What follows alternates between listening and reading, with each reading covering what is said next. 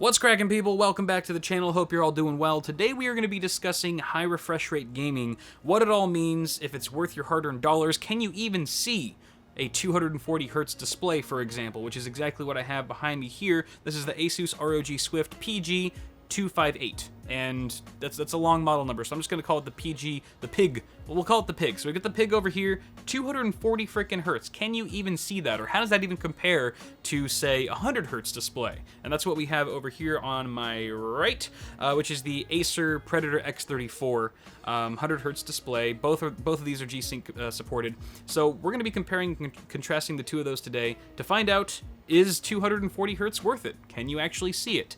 Now, before we actually get into that, I kind of want to just take a step back for those of you who might be new to this whole high refresh rate gaming thing, and just talk about refresh rate and what it exactly means. And I think we have to rewind a little bit further even and talk about frame rates first, because oftentimes frame rate and refresh rate get confused, and they're really not the same thing. So frame rate, which is often analyzed in terms of frames per second, is really how many frames your GPU or your graphics card can render in 1 second. And then all those frames get sent to the display via a display cable. We're using DisplayPort for both of these panels in this instance. And then your monitor determines how many of those frames get displayed to you per second. So we have, earlier I had CSGO fired up on here with both of my GTX 980 Ti's in SLI.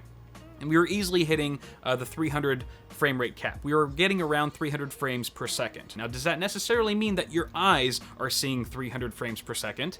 No, it does not, because the monitor's refresh rate is actually sort of the limiter here, or the bottleneck, if you will. So even though, let's say on the ACER Predator X34 here, even though we were getting 300 frames per second, at a 100 hertz refresh rate, we're only updating or refreshing those pixels 100 times every second. So really, there are 200 frames that are not being accounted for, that your eyes never see. There's a bunch of lost data in that process. Whereas with a 240 hertz display, you're getting a lot more than you would with a 100 hertz display. And refresh rate is really just how many times a second. It's measured in hertz, first of all, and it measures how many times per second are the pixels on screen being updated or drawn. In a way, you could say that even if you had a super robust graphic solution like the one I'm running right here, you could still maybe not get the best experience if you're limited by a low refresh rate monitor. Let's say a 30 hertz or even a 60 hertz display could lead to certain symptoms. If the refresh rate is low enough and your frame rate is exceeding it by enough, then certain symptoms you might experience could be visible choppiness or perceived stuttering, things like that, or the image could look blurry. And that's, that blur is essentially your brain trying to make sense of these images that are being displayed in sequence and trying to turn that into the illusion of motion. Another issue that you could experience with low refresh rate panels is input lag. And input lag is basically the time it takes between a user's action, let's say clicking the mouse to fire your weapon, and the time that that's displayed on the screen. To provide a quick example, those of you who own home theater PCs that you've connected to your TVs may have experienced a significant amount of input lag, especially if you've tried firing up a fast-paced shooter. Not only is this effect super annoying, but since you're essentially gaming out of sync, there's a disconnect that's happening in your brain that can negatively impact your accuracy or your precision while you're gaming, and it can really hamper the overall experience. On top of input lag, there's another symptom that I like to refer to as enemy lag, which is sort of a made-up term by me, and that's essentially the latency or the time it takes between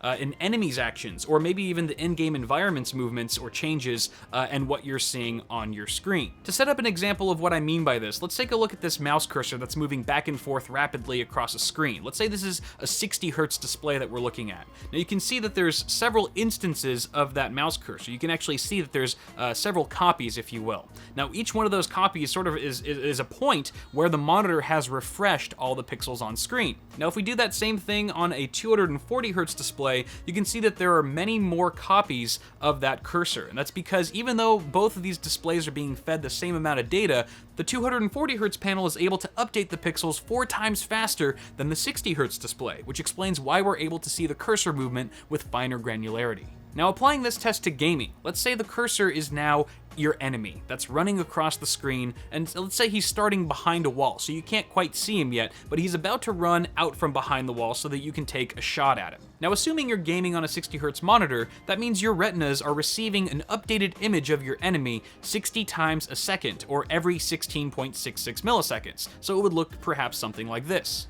At this refresh rate, the enemy almost seems to teleport out from behind the wall, giving you your first opportunity to shoot him in the face. Now, it's not that your enemy actually teleported, that's just how long it took your display to send you the data and the information of his whereabouts. Now, if we pair that scenario with a 240Hz display, you're now being updated with your enemy's location around every 4 milliseconds, or 240 times per second, which is why you can kind of see him come around that corner a bit sooner than you were able to with the 60Hz panel, giving you a clear shot of his face a fraction of a second sooner.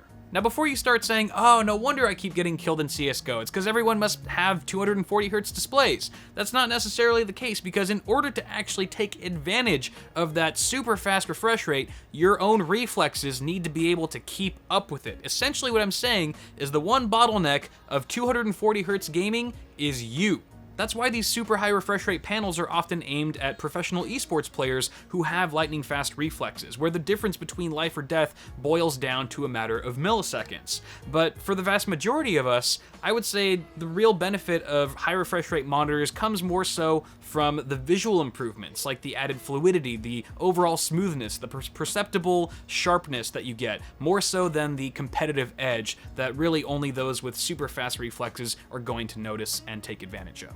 So hopefully that information is digestible and clarifies a few things for those of you who are new to all this, but before we close the video out, I want to quickly address what my own personal experiences were with 240Hz gaming. So going from 100Hz to 240 was a very slight visual improvement. I noticed a bit more sharpness, it was visibly more fluid and smooth, but overall I was like, why would I pay extra for this? And then I continued to game on the 240Hz panel for the next 35-45 minutes, and then when I switched back to the 100Hz display, it seemed like a sluggish nightmare. Okay, it wasn't that bad, but it definitely felt slow in comparison to the pig over here. Giving my brain enough time to adjust to a high refresh rate allowed me to see how slow in comparison 100Hz was on a gaming monitor. Now that being said, I'm going to categorize all gamers into 3 groups. And this is just my own interpretation. It's by no means an end-all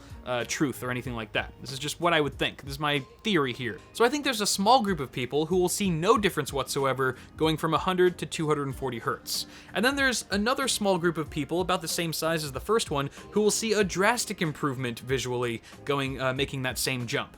And then there's the majority of us who kind of fall somewhere in the middle, where I would put myself, that sees maybe a slight visual improvement going from 100 to 240. Now, that improvement for the majority of us is so slight that I wouldn't call it a worthwhile investment to buy a 240Hz display at all. I think maybe 100Hz is great, because I think going from 60Hz to 100Hz, for most people would agree that there's probably a bigger visual gap there than there is going from 100 to 240. It gets increasingly expensive. If you go from 144Hz to 240, you're paying more, considering that all the other specs of those panels are the same. I think professional gamers and those with super keen eyes are going to see the most value out of these types of monitors. And at the end of the day, guys, it's something that you got to try for yourself. Go ahead and see and experience a high refresh rate 240Hz display for yourself, and that's really the only way that you can measure how valuable it is to you, because everyone at the end of the day with this sort of thing is completely different. But that's going to do it for now, guys. That's where I'm going to wrap things up, and thank you so much for tuning in. Be sure to toss me a like on the video if you enjoyed it. Also, feel free to leave your thoughts on high refresh rate monitors and gaming in the comments below. Very curious to hear what you have to say about it. So that's going to do it, though. Also, feel free to check out Bitwit Ultra, my ad-free early access channel, for $1.50 a month. The first 2 weeks are free, so there's really nothing to lose. You can back out anytime. And yeah, check out my merch store, buy stuff, buy 1 of everything, and that's it. And then do it again. Buy 2 of everything. All right, guys, have a good one. I'll see you in the next one. Peace.